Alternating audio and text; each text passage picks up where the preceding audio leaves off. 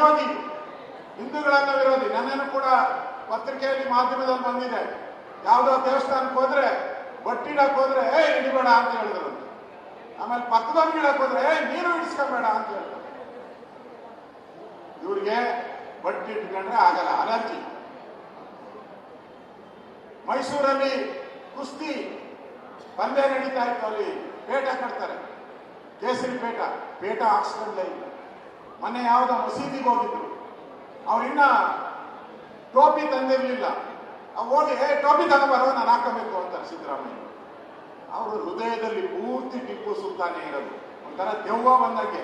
ಅವ್ರ ಮೈ ಮೇಲೆ ಟಿಪ್ಪು ಸುಲ್ತಾನ್ ದೆವ್ವ ಬಂದ್ಬಿಟ್ಟಿದೆ. ಅವ್ರ ಮೈ ಮೇಲೆ ಪೂರ್ತಿ ಟಿಪ್ಪು ಟಿಪ್ಪು ಟಿಪ್ಪು ಅಂತ ಬಂದಾಗ ಏನ್ ಹೇಳ್ತಾರೆ, ಆ ಮುಲ್ಲಾಗಳ ಮೀಟಿಂಗ್ ಹೋಗಿ ಹೇಳಿದ್ರು 10,000 ಕೋಟಿ ತಗೊಳ್ರಿ ಅಂದ್ರು. ಯಾರಿಗೆ? ಮುಲ್ಲಾಗಳಿಗೆ. ಬೆಂಗಳೂರು ಅಭಿವೃದ್ಧಿಗೆ ಒಂದು ನಯಾ ಪೈಸೆ ಕೊಡಲಿಲ್ಲ. ಬೆಂಗಳೂರು ಅಭಿವೃದ್ಧಿಗೆ ಒಂದು ನಯಾ ಪೈಸೆ ಇಲ್ಲ. ಬರದಿಂದ ರೈತರು ಸಾಯ್ತಾ ಇದ್ದಾರೆ. ಅಲ್ಲಿ 800 ಜನ ಆತ್ಮಹತ್ಯೆ ಮಾಡಿಕೊಂಡಿದ್ದಾರೆ. ಇವ್ರ ಹತ್ರ ಹಣ ಬಿಡುಗಡೆ ಮಾಡಕ್ಕೆ ದುಡ್ಡಿಲ್ಲ. ಇವ್ರ ಹತ್ರ ಮುಲ್ಲಾಗಳಿಗೆ 10,000 ಕೋಟಿ, ಅವಾಗ 1,000 ಕೋಟಿ ರಿಲೀಸು ಮಾಡಿದ್ದಾರೆ. ಈ ತರ ಹಿಂದೂಗಳನ್ನ ಟಾರ್ಗೆಟ್ ಮಾಡಿಕೊಂಡು ಹಿಂದೂ ವಿರೋಧಿ ಸರ್ಕಾರ ಇವತ್ತು ಕರ್ನಾಟಕದಲ್ಲಿದೆ.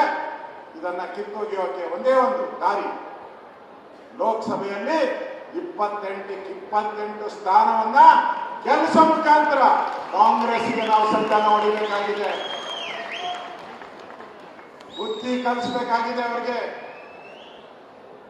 ಇನ್ನೊಬ್ಬ ಯಾರೋ ಶಾಸಕ ಹೇಳ್ತಾ ಇದ್ದ, ಮಾಗಡಿ ಗ್ಯಾರಂಟಿನೇ ಸ್ಟಾಪ್ ಮಾಡ್ಬಿಡ್ತೀವಿ, ವೋಟ್ ಹಾಕಿಲ್ಲ ಅಂದ್ರೆ ನಿಮ್ ಗ್ಯಾರಂಟಿನೇ ಸ್ಟಾಪ್ ಮಾಡ್ಬಿಡ್ತೀನಿ ಅಂದ್ರು. ಅಣ್ಣ ನೀನು ಗ್ಯಾರಂಟಿ ಕೊಟ್ಟಿದ್ದು ಯಾವ್ದು ಕಣ? MLA ಎಲೆಕ್ಷನ್ ಕೊಟ್ಟಿದ್ದೀನೋ, ಮುಗ್ದಾಯ್ತಲ್ಲ, ಅದಾಯ್ತಲ್ಲ. ಇವಾಗ ಯಾವ ಎಲೆಕ್ಷನ್ ಐತೆ ಗೊತ್ತಿರೋದು ನಿಮ್ಗೆ ಹಾಕ್ತಾರ ಓಟು, ಮುಗೀತು ಅದ್ರ ಕತೆ. ಜನಕ್ಕೆ ಬೇಕಾಗಿರುವಂಥದ್ದು ಇವತ್ತು ದೇಶದ ಅಭಿವೃದ್ಧಿ. ನರೇಂದ್ರ ಮೋದಿ ಈ ಮಣ್ಣಿನ ಮಗ, ಈ ದೇಶವನ್ನು ಅಭಿವೃದ್ಧಿ ಮಾಡ್ತಾ ಇದ್ದಾನೆ. ಕಾಶ್ಮೀರ ಇವತ್ತು ನಮ್ಮದಾಗಿದೆ. ಅಯೋಧ್ಯೆಯಲ್ಲಿ ರಾಮ ಮಂದಿರ ನಿರ್ಮಾಣ ಆಗಿದೆ. ಬಡವರ ಕಲ್ಯಾಣಕ್ಕೆ ಜಲಜೀವನ್ ತಂದಿದ್ದಾರೆ. ಪ್ರತಿ ಮನೆಗೂ ಟ್ಯಾಪ್ ವಾಟರ್ ಕೊಡಬೇಕು ಅಂತ ಕಾಂಗ್ರೆಸ್ ಅವರು 75 ವರ್ಷಗಳಲ್ಲಿ ಈ ಜಲಜೀವನ್ ಅಂತ ಯೋಜನೆಗಳನ್ನ ತಂದಿಲ್ಲ. ಈ ತರ ಇವತ್ತು ಕರ್ನಾಟಕದಲ್ಲಿ ಇರುವಂತಹ ಭ್ರಷ್ಟ ಕಾಂಗ್ರೆಸ್ ಅನ್ನ ತೋರಿಸುವಂತಕ್ಕೆ ನಮ್ಗಿರೋದು ಹೋರಾಟದ ದಾರಿ.